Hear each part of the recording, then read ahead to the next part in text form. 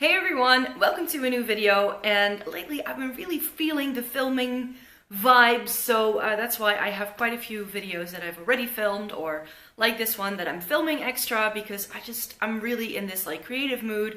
I love getting some more content up for you, so I'm not sure I can promise 2 videos a week just yet. I'm not sure if that's feasible in any way, but I'm certainly trying to up the amp a little bit and get you a little bit more content. And in today's video, I thought we could talk about some books that I absolutely love and that I think that other people need to hear about, or that maybe have fallen off of people's radar a little bit.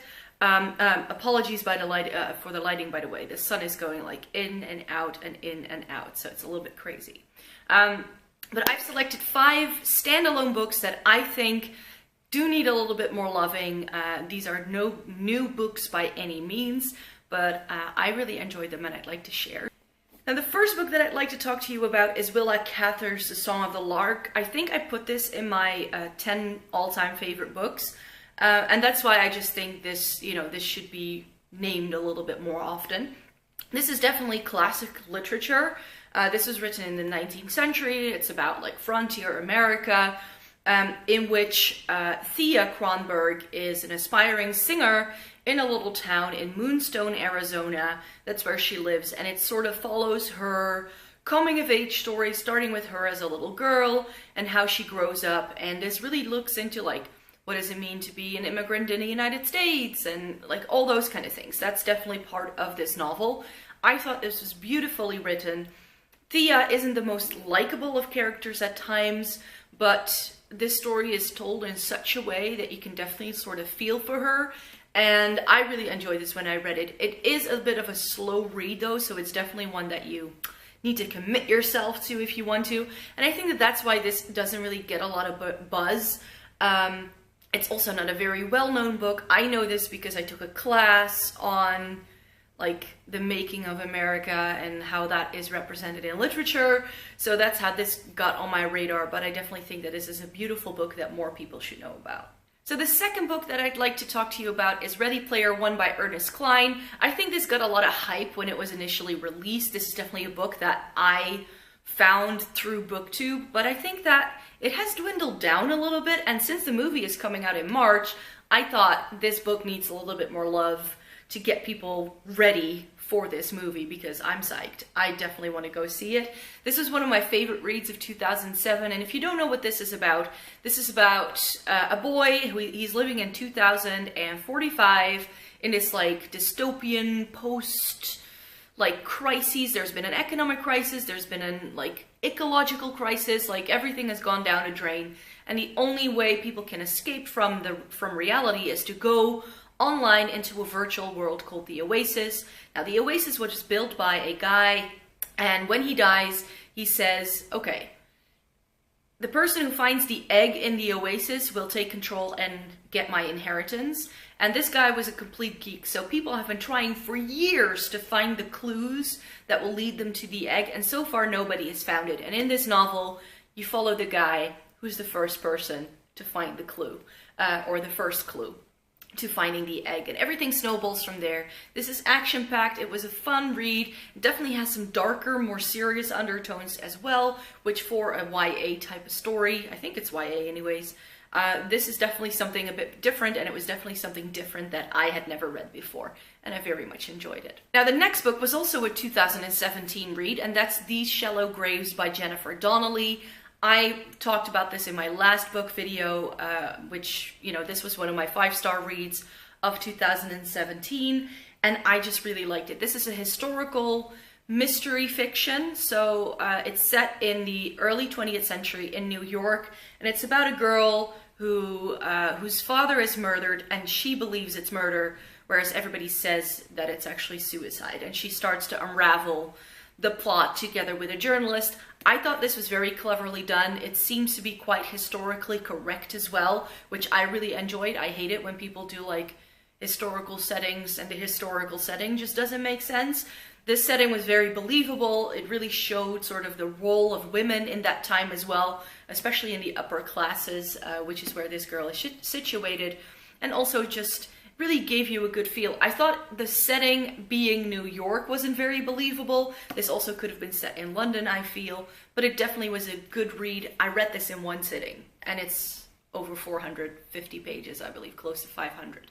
And I just thought it was a very, very good read. Fast-paced, action-packed, not too much emphasis on romance, even though it's like lurking in the background. So it was just a very well-told story, I felt. Now, the next book is one that I definitely don't hear a lot of people talk about, and this is a adult fiction story by Colum McCann called Let the Great World Spin. Colum McCann uses a lot of Irish heritage, I believe he is Irish, and uses that in pretty much all of his books, and it's always about like how all these different people from different backgrounds, how their lives are intertwined in very unexpected ways. And this book takes this moment in the 1970s when somebody walks a tightrope between the two World Trade Center buildings. That's taken as sort of like the moment that binds all these people together, but you get so many different like perspectives, so many points of view. It's people from the Upper East Side, it's hookers living under a bridge, it's also the priest who is an Irish immigrant that came to the United States to try and do some good. So you have all these different characters, and I thought that this was a very clever story, very cleverly told. It's set in one of my favorite cities in the world, New York, so then you can really do no wrong. And it's just a really nice study of like different people and their lives and what people do. So it sometimes does talk about like the mundane, but sometimes I really like that. And yeah, I just really, really enjoyed this story, and I think that more people should be reading his books. I promised 5 books, and this is the 5th one. This is Marie Phillips' God Behaving Badly. Now, this is a book, again, that I really love, and I never hear anybody talk about this. This is a bit of an older book, I'd have to say. I think I've had this for like 10 years. I've read this maybe 2, maybe 3 times. This has definitely been a reread for me because it's just so funny. The problem with this book is that I think it was marketed wrong. This was, I mean, I found this in the chick lit section of my bookstore, which I'm not a chick lit reader at all. I don't like chick lit, and this definitely has a romance element to it, but I feel it's not as important to this story. What this is about, if you don't know, this is about Greek gods, and they've moved to London because that's where they could get some cheap real estate, and their powers are getting less and less and less, and they don't really understand why. The main character in this is Artemis, and she's a professional dog walker. I mean, because nobody's really believing in them anymore, of course, so all these gods have had to take on regular day jobs, and some of them have, some of them don't. But it's just a very funny take on Greek mythology, and that was very much intertwined in this story, and I thought it was very cleverly done. It alludes to all of the great mythology, like stories and all that. It definitely like takes the Greek pantheon of gods and it puts it in it to a different perspective, and I thought that was very, very funny.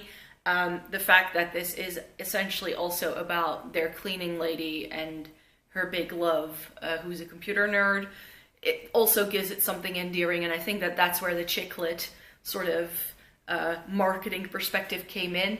But I think that if you want a fast-paced, fun, easy breezy read, this is the type of book you read on vacation when you're at the beach, don't want to think about too much. This is a great one. And if you've read any of the Percy Jackson stories and you like more of an adult take on it, then this might be a good one to try as well. So there you have it. Those are 5 books that I really enjoyed that I think need a little bit more love. Just on YouTube, I find that it's always about the new books, and it's always about fantasy, and it's always about young adults, and I'm like, but there's so much more out there that is just as great as some of the other books that people are talking about. So these are some of the books that I really enjoyed that I think need a little bit more loving. Please give this video a thumbs up if you liked it, and subscribe because I make new videos every single week. I hope to see you in my next video. Bye!